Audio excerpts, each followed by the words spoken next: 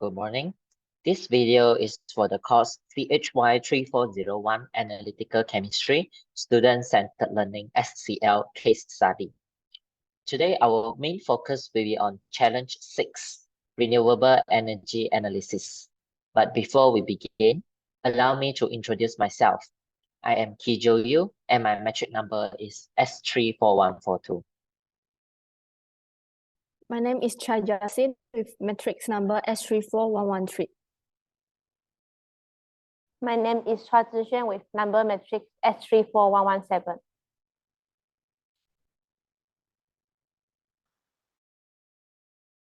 Now, let's delve into the topic of renewable energy analysis, with a specific emphasis on Iceland's remarkable achievements in harnessing natural sources for sustainable development.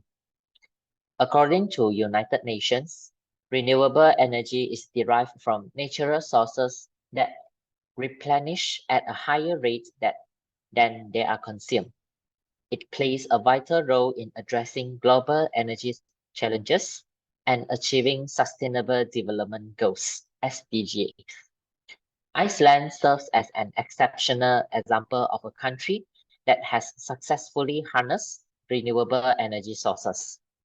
Currently, nearly 100% of the electricity consumed in Iceland is derived from renewable energy, including geothermal, hydropower, and wind.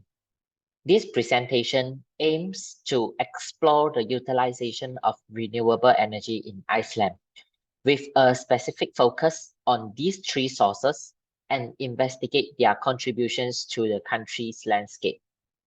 Here are the two problem statements. Firstly, what are the key factors that have contributed to the successful adoption of geothermal, wind, and hydropower in Iceland? Secondly, how have the utilization of these renewable energy sources contributed to the country's energy security, environmental sustainability, and economic development? Now, I will hand over the following part to Chua Zixuan for further elaboration.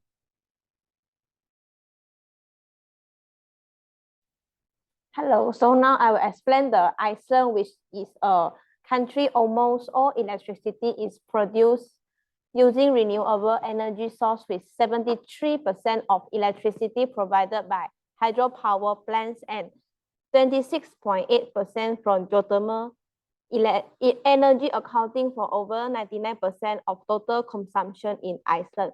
So what's the problem faced in Iceland is poor funding. So the solution that Iceland do is the government of Iceland established a geothermal drilling mitigation fund in the late 1960 years. So the fund loaned money for geothermal research and test drilling while provided cost recovery for the field project. The second problem that Iceland face is excess of grid population. So the solution that Iceland do is the government of Iceland make the decision to switch from imported fossil fuel to geothermal energy to reduce heating and energy price by promoting the expansion of district heating utility. So the example that Iceland use geothermal energy is there has a blue lagoon in Iceland is a prominent example for the geothermal bath. So that's all for me.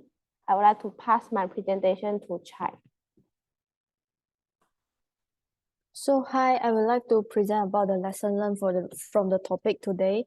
So the first is we learned that local empowerment and public engagement is key for success.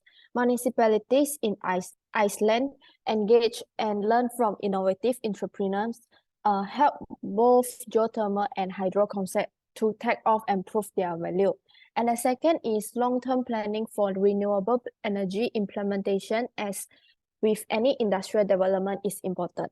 And the third will be the showcasing every success is influential. For example, municipalities that had gained steady access to geothermal hot water became powerful role models for others to do the same. And politicians can also use before and after photos of the capital areas to attract the voters' attention to the cleaner air that was the result of utilizing geothermal resource instead of fossil fuels. So as a conclusion, we learned that the Iceland story is a reminder that not only rich developed countries have the opportunity to overcome the cost and internal barriers for green transitions. It is clear that countries around the world, both rich and poor, will need a strong leadership at all levels to accomplish the energy transitions ahead.